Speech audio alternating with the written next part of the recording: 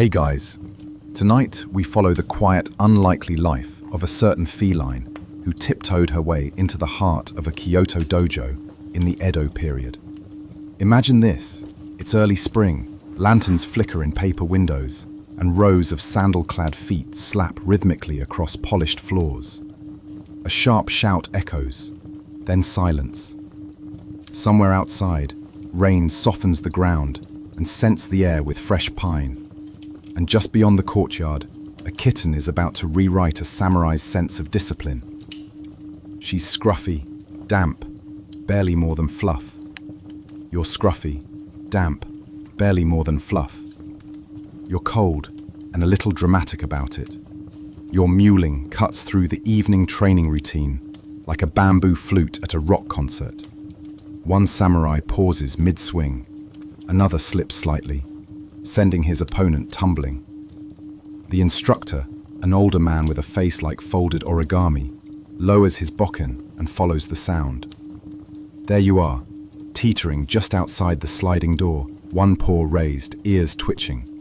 You've made it all the way from the alley behind the tofu shop, dodging merchant carts and shrieking schoolchildren.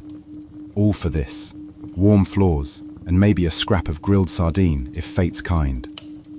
A boy spots you first.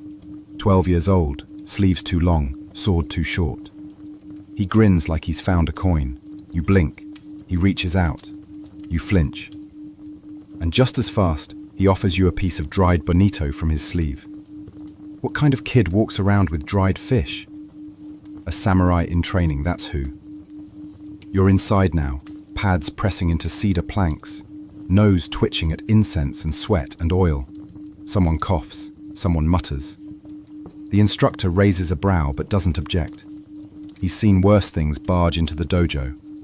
Once a monkey during bow practice. By the end of the hour, you've curled up in the sunniest corner, tail twitching, ears rotating like radar. A sandal lands next to you. You ignore it. Someone steps over your head during a lunge. You remain dignified. Only when a practice spear rolls dangerously close do you stir, prance 3 feet away, and collapse again.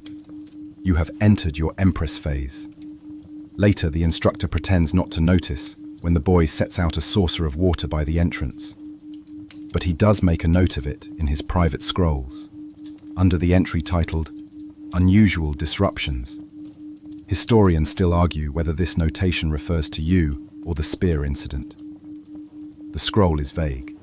You fall asleep that night in a storage nook stacked with old tatami. The smell of dust and old rice comforts you. Above, rain taps the roof in steady rhythms. The dojo creaks like a ship in port. You dream of fish with feathered wings and mice that chant poetry. And that's how you, a nameless alley cat with no credentials, become the unofficial apprentice of Kyoto's least remarkable. The dojo doesn't name things lightly. Swords are christened, scrolls are titled, even a favorite pair of sandals gets a whispered nickname if it's especially loyal. So when the boy begins calling you Mochi, it's not just cute, it's binding. You're curled on his futon belly full when he whispers it the first time. Mochi, he says, like a secret or a spell. Maybe it's because you're soft and white and tend to stick where you shouldn't. Maybe because his favorite dessert is also quietly powerful in a festival tug of war. Either way, it sticks. Mochi you are. Soon, everyone in the dojo says it like you've always been there. Even the tea master, who normally only speaks to kettles and ghosts, murmurs it when he passes your sunbeam throne. You lounge like a queen, but you're not lazy, not entirely. You patrol. You supervise. You leap impossibly high to chase a moth and land in the ceremonial armor display. The clatter shakes the walls. Everyone comes running. You appear unharmed, mildly smug, reclining in a samurai helmet. That moment is quietly added to the oral tradition of the dojo. You earn your keep in strange ways. No mouse dares show its face now. Spiders have fled the tatami corners. You once scared off a very persistent monkey who returned for a rematch. Your hiss alone sends it scrambling. The instructors begin referring to you as our furry security system. You're also strangely good at predicting when someone will fail a kata. You watch with steady eyes. If your tail flicks twice, someone's about to drop their sword. The young trainees begin sneaking glances at you before their turns. The boy, your boy, starts placing you near the center of the room before each sparring drill. He swears it brings luck.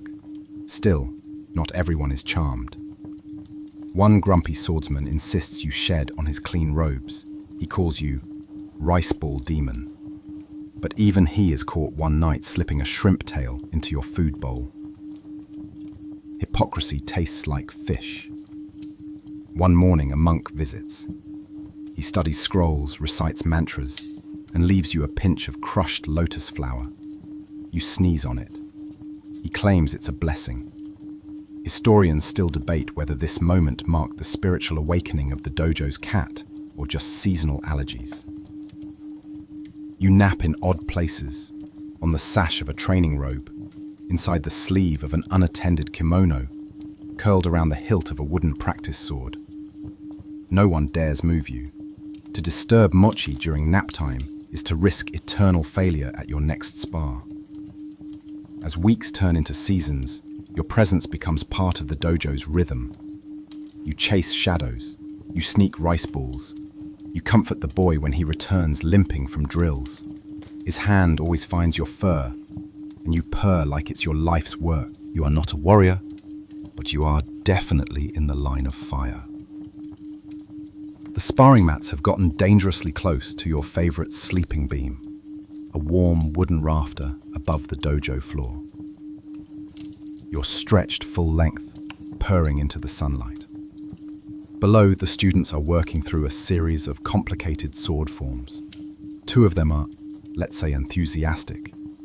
Their bokken clash like thunder.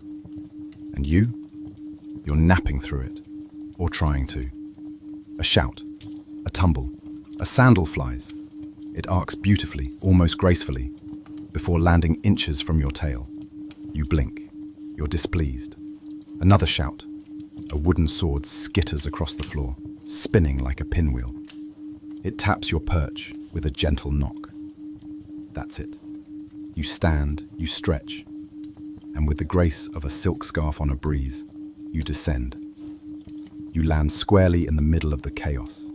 The two sparring students freeze, bokken half raised, caught mid-motion by the wrathful gaze of one unimpressed cat. The instructor clears his throat. If Mochi must intervene, he says, perhaps your form needs realignment. From that day forward, you develop a reputation. You become a feline referee. If Mochi walks through your drill, you have failed something. Form, focus, or fate. Trainees bow when they pass you, just in case. It's not always chaos, though. One afternoon, the boy builds you a tower from bamboo practice swords and wraps it in a discarded obi. You lounge atop it like a sea captain on watch. He calls it Mochi's post. It lasts 4 days before a visiting merchant mistakes it for an umbrella rack and collapses it entirely. The merchant apologizes by bringing you a whole grilled sardine. You accept it. Later, you cough up a scale dramatically next to his sandals. Justice. There's also the incident with the helmet. You're exploring the storage closet, a magical, dusty place filled with mothballs, lacquered boxes, and things wrapped in silk. You wiggle behind a screen and discover a ceremonial kabuto, wide-plated and dramatic. Naturally, you climb inside. It takes them 3 hours to find you. You've fallen asleep with your head poking out the top, eyes half closed, looking eerily like a warlord in repose. The tea master bows upon discovery. One student insists it's a divine sign. The headmaster sighs and adds another line to the record book, Mochi, spirit of forgotten helmets. Historians still argue whether the kabuto incident was symbolic or just ironic. Sometimes, when the dojo is empty and the sun slants in like honey, you wander the halls like you own the place. You pause at the shrine. You dip your paw in the water basin. You sniff the incense, you knock over exactly one candle. The boy catches it, barely. You exchange a look. Nothing is said. If someone told you the warmest lap in the dojo belonged to a man who barely spoke and steeped tea like it was a sacred ritual, you probably wouldn't believe them. But that's how you find your second favorite human. The tea master arrives like a breeze through an old curtain. He's thin as a scroll and smells like roasted barley. His name is Master Ren, though no one says it above a whisper. He walks through the dojo in split-toe socks, rarely looking up, but the second time he sees you, he pauses. You're lounging in the sun again, one eye half shut. He kneels slowly, as if it pains the floor, and sets down a tiny dish. It has 3 pickled plum slivers. You stare, you sniff, you accept. A pact is formed. From then on, he brings you treats when no one watches. Not fish, not meat, dried persimmons, steamed barley crumbs, once even a sliver of sweet egg custard. The boy is jealous. You ignore him. You begin following the tea master on his quiet rounds. He speaks only to bowls and to you. In his tea room, the light slants perfectly, like golden silk through paper walls. He sits, you sit, he paws, you purr. Once, you accidentally dip your tail in the whisking bowl. He says nothing, just lifts your tail gently and continues. The tea is served. The guest compliments the aroma. You blink slowly. The master almost smiles. You learn the rhythm. Scoop, pour, whisk, serve. You are always there. He begins leaving a folded cloth beside him, just for you. The other students whisper. They call you the lap guardian. One day, a noble visitor insists on a tea ceremony. He demands perfection. The tea master prepares in silence. You curl beside him. The noble notices, raises an eyebrow. Is this part of the ceremony? Master Ren bows. Mochi is tradition, he says. You flick your tail. The noble sips. He sighs. A very calming presence. That afternoon, your portrait is brushed in black ink beside a teacup on rice paper. It hangs in the corner of the tea room forever.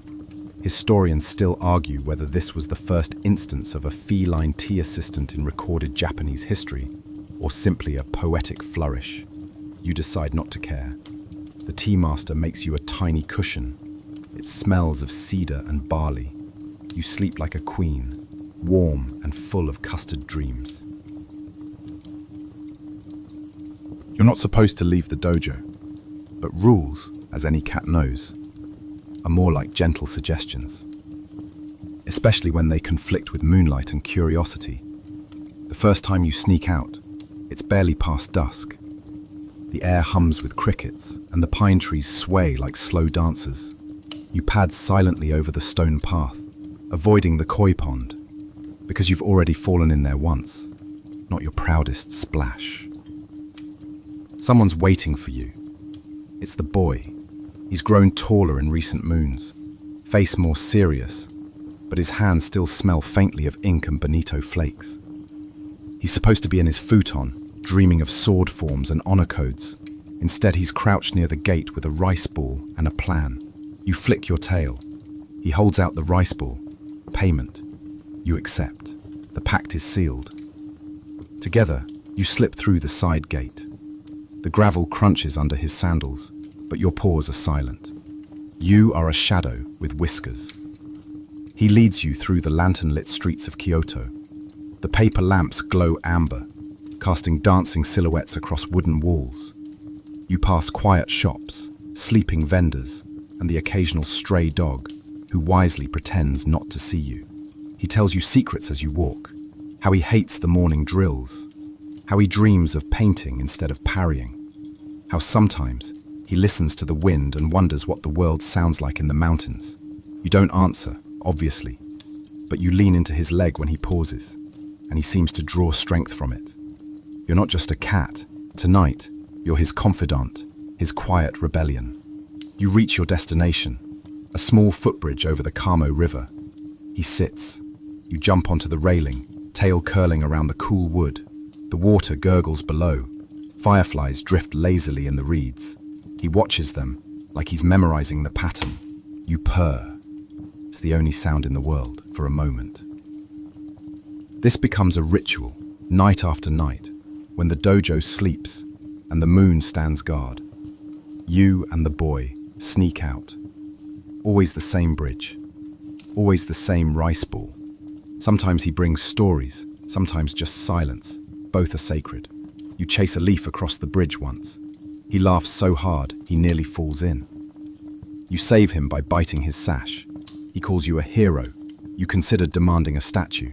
One night, you find an old woman already sitting on the bridge. A samurai and his familiar, she murmurs, eyeing the boy and you. She tosses a pinch of salt into the river. Keep each other safe. You blink at her. She vanishes into the mist. Historians still argue whether she was a spirit, or just very good at dramatic timing. Eventually, others begin to suspect. The instructor eyes the boy's muddy hems.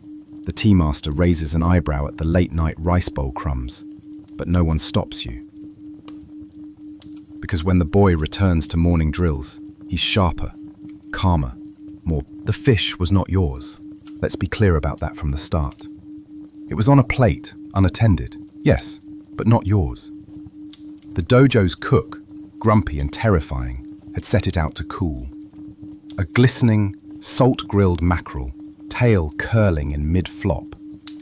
The smell, oh the smell, had wound through the corridors like an edible ghost, straight to your twitching nose.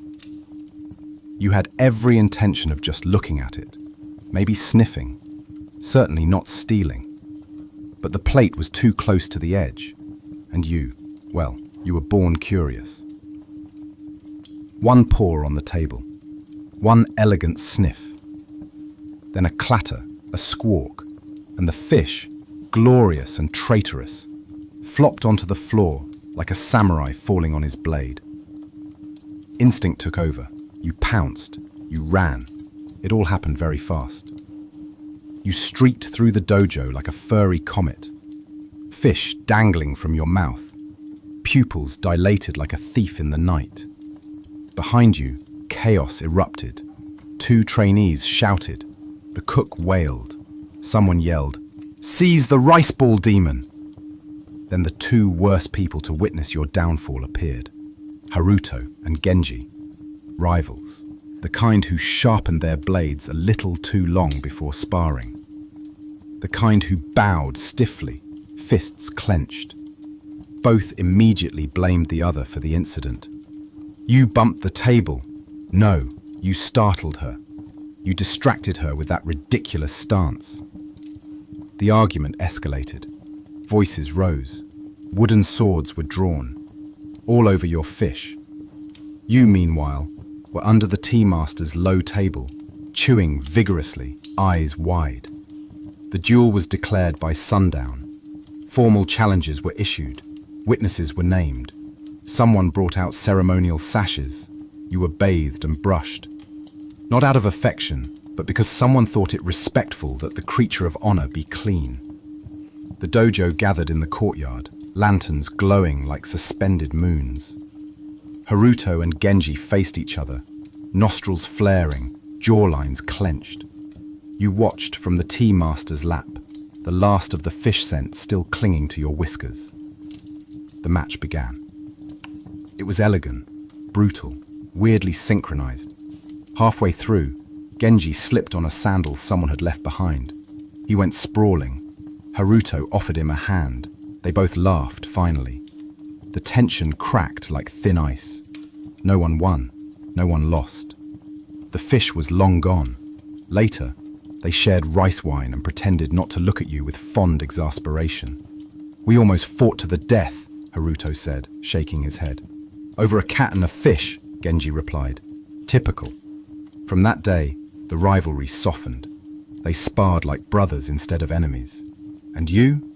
You were blamed, then forgiven, then blamed again.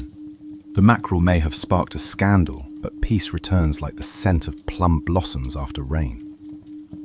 Days pass, then weeks. You nap, you patrol, you supervise with the indifference of royalty. Occasionally, someone mentions the jewel of the fish, and a few chuckles bubble up, but mostly, Life smooths into quiet routines. Then something changes. A draft arrives in the mail. Crisp parchment tied with red thread. The headmaster frowns as he reads. The dojo has been invited to demonstrate at the Spring Martial Arts Festival in Nara. It's an honor, and also a nightmare. The students go into overdrive. Training intensifies.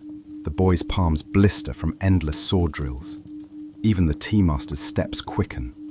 You notice more brooms sweeping the walkways, more whispered debates about formation order and bow depth.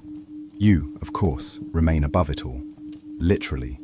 You take to lounging atop the new practice banners, paws dangling over calligraphy that reads, "Discipline," and "Flow like water." You shed fur on them deliberately.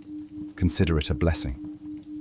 The headmaster begins selecting students to join the journey to Nara. Haruto and Genji are obvious choices. The boy is on the edge, nervous, unsure. He trains long into the night. You sit nearby, tail flicking, eyes following every slash of his wooden sword. He notices. One night, when he falters, you meow, once short and sharp. He straightens, swings again. Stronger this time. You approve. Finally, the list is posted. The boy's name is on it. He finds you curled up in the laundry basket and lifts you with reverence, like a sacred scroll. "We're going," he whispers. You blink slowly. You're not sure why he assumed you'd stay behind. Preparations begin. Sandals are stitched, travel packs readied. The tea master wraps his bowls with care. You nap in the middle of it all, an unmoving obstacle in every hallway. A small basket is modified for your transport. It's lined with silk, adorned with a painted fish motif. You sit inside and refuse to leave. The basket is carried around like a treasure, everyone adjusting their step to avoid jostling you. On departure morning, the courtyard is bustling before sunrise. Lanterns sway in the breeze.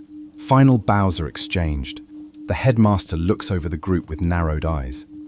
When he sees you nestled in the boy's arms, he pauses. "We will bring honor," he says simply. Then, almost inaudibly, "Try not to steal any fish." The journey begins. Narrow roads wind through spring-green hills. Farmers wave as the group passes. You ride high in your basket, ears twitching with every clatter of cartwheels and birdsong. That night, they camp beside a stream. The boy sets your basket near the fire. Genji brings you a scrap of jerky. Haruto pretends not to, then sets a tiny rice ball nearby. You are the center of gravity around which the group rotates. Later, when the stars emerge and the air cools, the boy tucks a sleeve around you. You curl tighter. You dream of plum trees and falling cherry petals, and a festival stage not yet seen. You feel it before you hear it. A vibration in the wood, a shift in the wind. Something subtle and unkind slips into the bones of the dojo. Then the drums begin. Not from within, but far off. Low, rhythmic, insistent. Like someone hammering the sky with a heartbeat made of war. The boy hears it too. His posture stiffens. His hand closes around the hilt of his wooden practice sword before he realizes what he's doing. The tea master doesn't hum that morning. The instructors gather in tight circles, voices low. Scrolls are unfurled, names are whispered. You hear words like border dispute and loyalty and obligation. The older students polish blades that have never touched flesh. That evening, the courtyard is too quiet. No laughter, no clattering of sandals, just the sound of metal sliding across whetstone. You watch from the rafters. Your tail curls tightly around your paws. One by one, they prepare. Armor emerges from lacquered trunks. Letters are written. Some are burned before they're finished. The headmaster sharpens a sword older than you and doesn't blink once in the process. The boy doesn't meet your eyes that night. He just wraps his sash too tightly and strokes your fur like he's memorizing the pattern. He's not going. Too young. Not yet. But half the dojo will leave with the dawn, and you know what this means. War, that strange lumbering word, has finally come to your quiet wooden world. The tea master sets down a cup of barley tea beside you. You don't touch it. At sunrise, the courtyard fills with men dressed for goodbye. The headmaster speaks, brief and sharp. There is no fanfare, no music, only the sound of feet on gravel. You wind between their legs as they go. Haruto scratches behind your ear. Genji bows to you, as if you are a shrine. The boy doesn't speak, he just kneels, forehead against your flank. Then the gate closes, the drums fade, the dojo is suddenly cavernous, every creak louder than it should be. You climb to the rafters and sleep restlessly, dreaming of mackerel and war. Historians still argue whether the dojo's contribution was tactical, symbolic, or simply ceremonial. What they don't mention is the silence left behind, and the small cat who waited in it. Winter arrives like a shutter pulled too fast.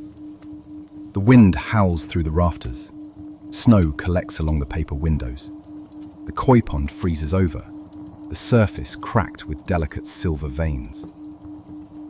Inside, the dojo is quieter than ever.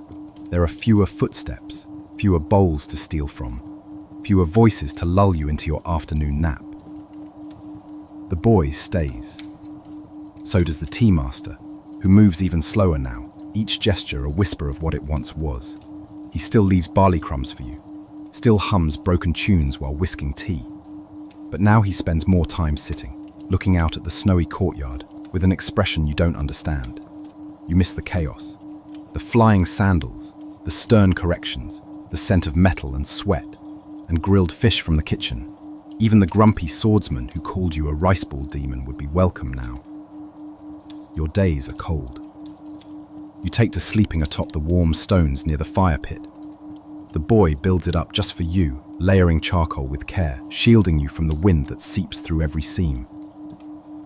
Once he tries to train alone, just once, he stands in the center of the room, sword in hand, eyes on the invisible enemy. You watch. He lifts the sword, begins his form, and stops. His hand shakes. He lowers the blade. You walk over, press your head against his leg. He kneels. You stay there until the fire burns low. At night, the shadows are longer, the silence heavier. Once, a fox appears near the back wall. You stare at each other for what feels like hours, then it vanishes. You don't chase, you just remember its eyes. You eat pickled radish now, and rice warmed in leftover tea. The cook hasn't returned. You steal what you must. The headmaster's sandals remain by the door, untouched. Snow gathers on them. You paw at the flakes. They melt under your touch. Historians rarely mention the homes left behind during wartime, the corners that gather dust, the small souls who wait. But you remember every footfall that no longer echoes, and every dream that ends before it starts. You hear the footsteps long before the boy does, heavy, uneven. One drags slightly. You rise from your cushion on the windowsill, tail flicking once. The snow outside has begun to melt, leaving dark streaks along the stone path. It's still too early for plum blossoms, but something in the air smells different, like returning. The boy doesn't notice yet. He's sharpening a wooden blade, movements mechanical, a routine, a tether to sanity. Then the door creaks. It's Haruto, except not exactly. His hair is longer, unevenly cut. One sleeve hangs empty. A thin scar pulls his mouth into a permanent smirk. He carries no sword, only a bundle of scrolls and a weathered satchel. The boy drops the blade. No one speaks. You cross the floor first, slowly, one paw at a time. Haruto kneels. You press your head against his knee. He laughs, a low, strange sound, like a forgotten song. They embrace, clumsily, long. Later, over barley tea and dried persimmons, Haruto tells fragments of fire, of hills that bled, of a boy who didn't return, of a blade snapped in half during a midnight raid. He unwraps it, the broken sword, places it on the floor like an offering. The tea master bows to it. The boy does too. You curl around it. It smells of ash and rain and something older. Haruto doesn't ask to stay. He simply does. He teaches again. Not with weapons, but with ink and calligraphy. His students are smaller, their hands still clumsy. He shows them how to write their names like warriors. You nap across his scrolls. He complains. You don't care. One evening, he lifts you onto his lap and whispers, "You were right to steal that fish." You purr. Historians often forget the ones who return, the ones remade. But in the dojo, the return of Haruto is marked in ink, a new entry in the scroll, penned in his own hand. Returned, not whole, but here, still shadowed by the cat. You bat the inkstone off the table, balance restored. Think your face is now on the wall, ink on rice paper, ears upright, whiskers dramatic, a perfect likeness, minus the sass. The students bow to it on their way in, partly out of respect, partly out of superstition. You are, officially, the dojo mascot, not just in spirit, not just in mischief, in writing. The headmaster has updated the scroll. Mochi, spirit guardian, weather predictor, morale officer. There are rumors now that the dojo owes its reputation to a cat, that a visiting lord once based a peace treaty on your nap schedule, that no one graduates until they've been personally ignored by you at least once. You neither confirm nor deny. The tea master constructs a small cushion pedestal for your naps. It sits by the garden window, catching the morning sun like a prayer answered.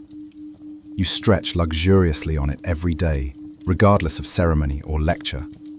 Children from nearby villages start visiting, not to train, to see you. They press their faces to the screen doors, whispering your name. One leaves a tiny rice doll as tribute. Another sings a lullaby off-key. You tolerate this. The boy, now nearly grown, jokes that you should start charging admission. Haruto adds a verse to the wall, "Where sword cannot teach, let cat instruct in balance. Fur is finest form." The scrollmaster from the capital arrives to document the dojo's history. You knock over his inkpot. He adds an entire chapter about you. Feline consistency, mochi, and the discipline of routine. A visiting monk insists you are the reincarnation of a mountain spirit. You steal his sandals. He considers this proof. Your naps are now sacred. Classes pause when you dream. Training resumes only when your tail flicks twice. Historians still argue whether this constituted actual worship or a well-organized cult of personality. Either way, you are now more than cat. You are mascot, legend, symbol. You are Mochi of the dojo. And lunch had better be on time. You smell the fire before you see it. Not smoke. Not yet, but that strange, metallic sharpness that lingers in the back of your throat. Something's wrong. The tea master is already awake. Haruto's scrolls lie abandoned. The boy runs barefoot across the courtyard, his eyes wide. Then, the smoke comes, thick, grey, insistent. You dart out of the shrine room just before the first roof beam groans. Sparks dance like fireflies in reverse. The wind feeds it. The western wall glows with orange veins. Screams echo in the distance. Someone is shouting your name. Mochi, it's the boy. He's coughing. His robe is soaked from the well bucket he just tossed over the garden gate. You meow from the rafters. He sees you. The beam beneath you cracks. You leap, just in time. You land on the top of the storage shelf, a wobbling pile of old kendo armor and ink boxes. The heat pulses through the wall. You run, over scroll racks, along the edge of the training mat, through the narrowest hallway where dust turns to cinders. You dodge falling ash. You scale the central pillar like you were born to flee upward. And then you burst onto the roof. The tiles are hot. Your paws burn. But ahead, across the ridge, you spot your escape. The old cypress tree. Its branches lean over the outer wall, just close enough to touch. You've climbed it before. In younger days, on dares and whims. Now it's your lifeline. You leap. For one impossible moment, you fly. The branch catches you like an old friend. You cling, scramble, land hard on a lower limb, then drop to the grass below. Your tail a smoky exclamation point. You turn. The dojo burns. Flames dance along the roof. Tiles collapse inward. The scroll room is gone, but the bell tower holds. And the boy, He's safe. Haruto too. The tea master clutches a single rescued teacup like it's the emperor's treasure. Hours pass, buckets splash, prayers are whispered, and slowly the fire dies. You do not sleep that night. You curl beneath the cypress and keep watch, your singed whiskers twitching. In the morning, someone finds you. You are carried to safety, fed pickled plum and grilled sweet potato. Your paws are wrapped in silk. The scrolls are gone, the portraits, the training records. But the memory of your escape spreads faster than the flames ever did. Children reenact it with dolls. The monk returns and declares you a phoenix in feline form. Historians debate how you survived. Some say a servant carried you out. Some say you were already gone. But those who watched from the garden wall that night will swear they saw a cat leap across the fire, tail held high, silhouetted against the moon. Rebuilding begins before the ashes cool. The dojo breathes smoke and damp plaster. The stone steps are cracked but sturdy. The bell tower leans slightly. But the heart of it, the rhythm, the spirit, endures. You are carried back across the threshold 3 days later, swaddled in an apprentice's robe like royalty in retreat. They rebuild around you. Haruto draws the new blueprints by lamplight, brush dancing like a wind chime in a summer storm. His hand shakes, only when he tries to sketch the tea room. He stops, begins again. "Make the windows lower," the boy says, "so Mochi can look out." Done. "Add a nook above the hearth," says the tea master, "where the heat gathers." Done. "And a feeding drawer," the youngest apprentice mumbles, "for secret snacks." Done. The workers call it the cat wing. You approve. The shrine is rebuilt first. Not from urgency, but reverence. A tiny lacquered step is added at the base. You use it as your perch. You supervise everything. The carrying of beams, the pouring of stone, the brushwork, the mismatched sandals left near the door. You nap precisely where foot traffic is thickest. It becomes a game. Avoid the Empress or fall from grace. One morning, you wait to find a clay figure on the windowsill. It's you. Kind of. Round. Solemn. Painted with care. You tap it off the ledge. It survives the fall. Symbolic resilience. Scrolls return. Not the old ones, but new pages filled with memory. The students write by moonlight, recounting tales they only half remember. You star in at least 7. In one, you defeat a thief by glaring him into submission. In another, you deliver a message tied to your tail across burning rooftops. Wildly inaccurate, deeply flattering. The boy hangs wind chimes by every door. You bat them at night. It sounds like ghosts laughing. The new dojo smells of pine and promise. And sardines. Someone overcooked lunch again. You settle into your new perch, the one built just for you. It's warm, elevated, perfect. Visitors arrive, curious, cautious. A noblewoman brings incense and a tiny parasol. A traveling monk leaves you a poem. Mochi the silent leaps through fire, sleeps on ink, tale of smoke and sun. You bury it beneath your cushion. Historians note the dojo's architectural shift. Wider eaves, more natural light. No one writes down why, but you know they built it for you. Word spreads like bamboo in spring. They come in 2s and 3s at first.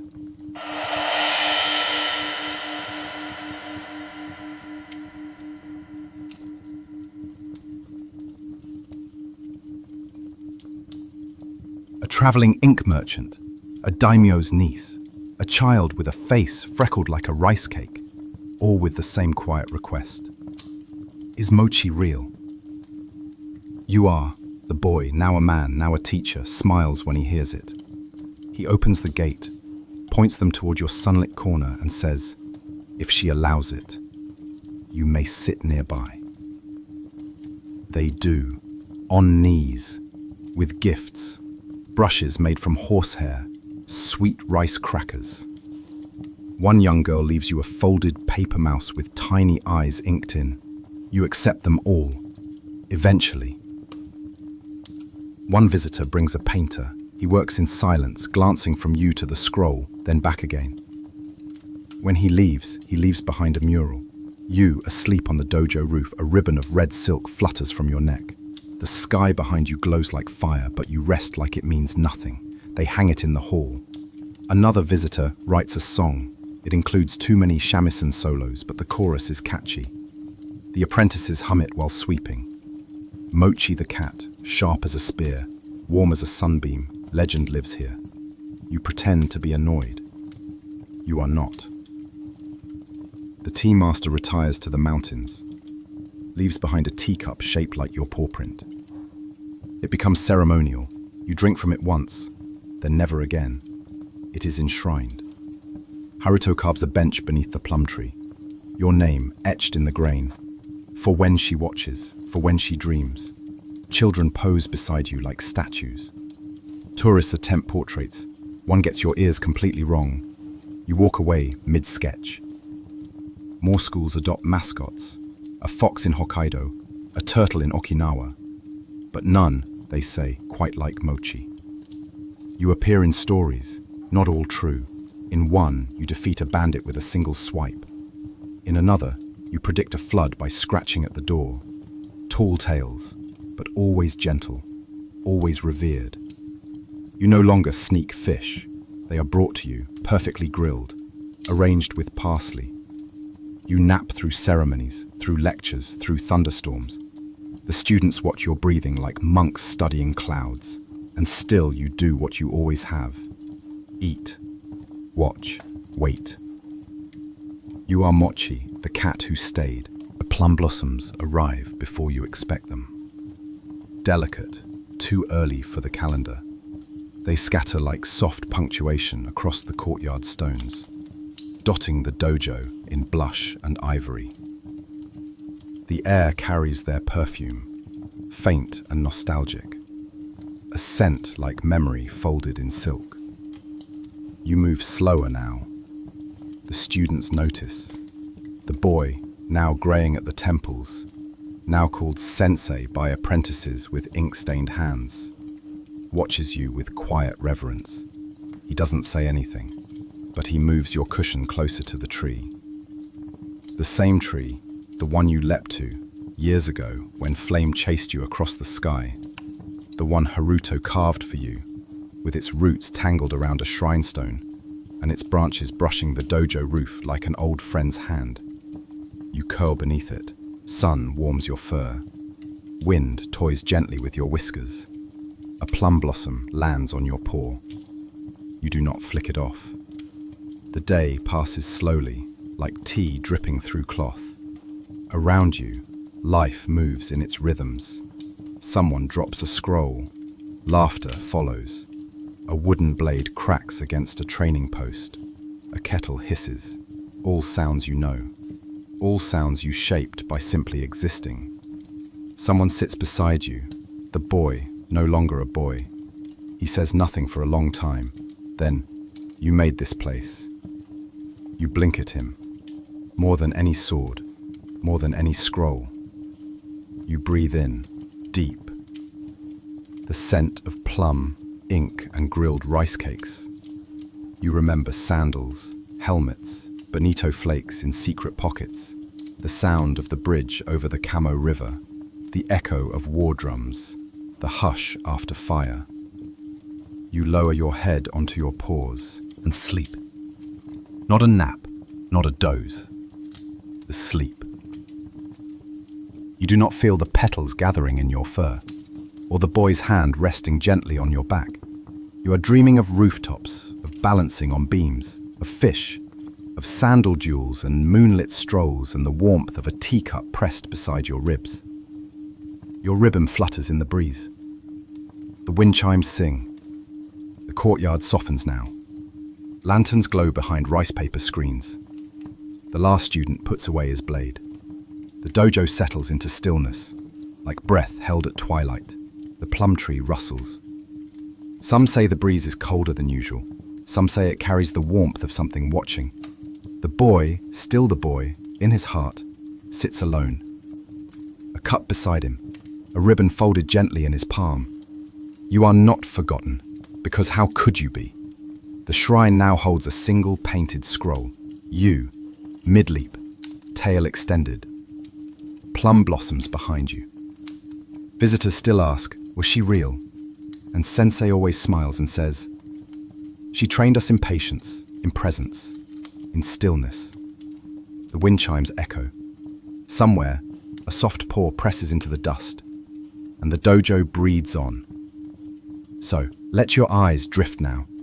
Let the flicker of candlelight soften the corners of the world. Let your thoughts curl like a sleeping cat, quiet and complete. You are safe. You are home.